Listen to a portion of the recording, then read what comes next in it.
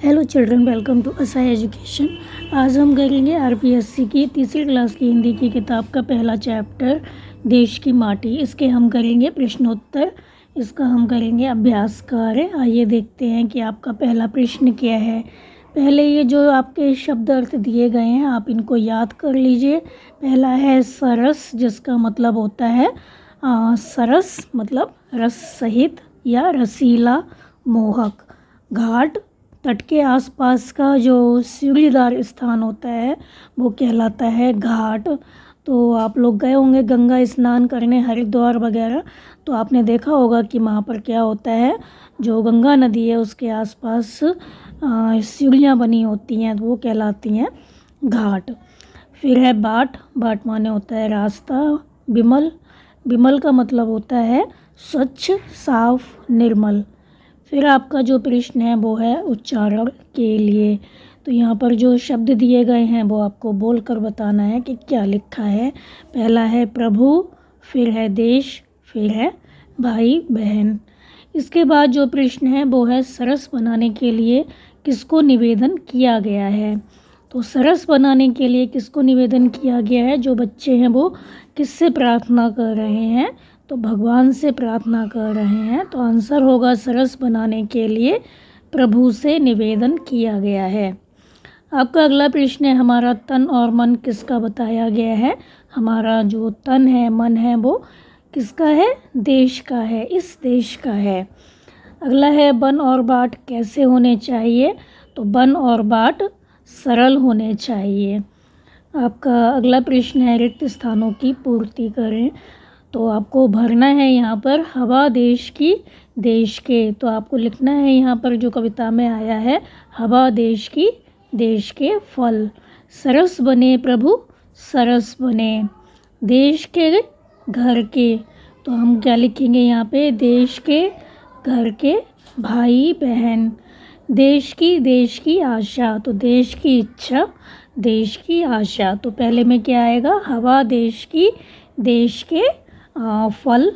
सरस बने प्रभु, सरस बने देश के, घर के, भाई भाई बहन, और देश की इच्छा, देश की आशा।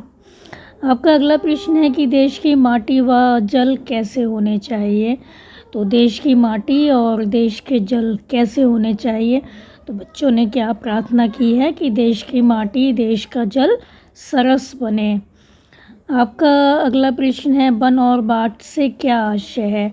बन और बाट से यहाँ पर क्या आशय है कि हमारा जो जीवन है, हमारे जो रास्ते हैं वो कठिनाइयों से युक्त ना हो, एकदम साफ हो, स्वच्छ हो, सरल हो, हम उन पर आसानी से चल सके, हमारे जीवन में कठिनाइयाँ ना हो।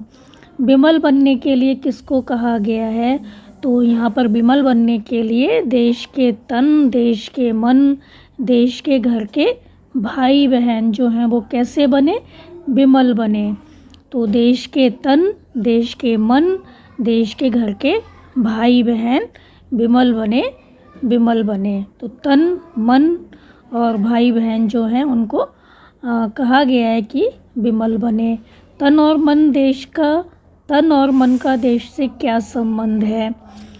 तो जो तन है और मन है वो हमारे देश के लिए काम आए। देश के जो तन है, देश के जो मन है, मतलब जो लोग हैं इस देश में रहने वाले, उनके लिए कहा गया है कि हमारे देश के जो भी लोग हैं उनका तन और मन कैसा होना चाहिए, विमल होना चाहिए, स्वच्छ होना चाहिए, निर्मल होना चाहिए।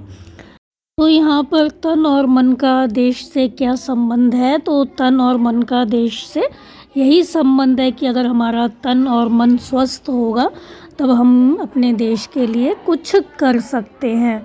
तो यहाँ पर कहा गया है कि हमारा जो तन है, जो मन है, वो कैसा बनाए भगवान, विमल बनाए, निर्मल बनाए, स्वच्छ बनाए।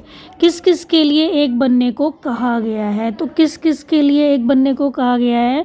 तो जो देश के लोग हैं उनकी जो इच्छा है, उनकी जो आशा है, शक्ति है, देश की जो भाषा है वो एक बने। आपका जो अगला प्रश्न है वो है, नीचे कुछ शब्द और उनके विपरीत अर्थ वाले शब्द दिए जा रहे हैं, उन्हें रेखा खींचकर मिलाएं। तो यहाँ पर जो विलोम शब्द दिए हैं वो आपको मिलाना है। तो आशा है उसका क्या होगा विलोम शब्द? निराशा, इच्छा, अनिच्छा, शक्तिशाली, कमज़ोर, देश, विदेश, सरस, नीरस। आपका अगला प्रश्न है, प्रस्तुत कविता में देश की माटी और देश का जल प्रभु से सरस बनाने के लिए कहा गया है। इसी प्रकार देश की क्या क्या चीज़ें कविता में कही गई हैं तथा प्रभु से उनके लिए क्या क्या विनती की गई है, सूची बनाएं। तो यहाँ पर कहा गया है कि देश की माटी, देश का जल और देश की हवा, देश के फल हैं वो कैसे बने? सरस बने।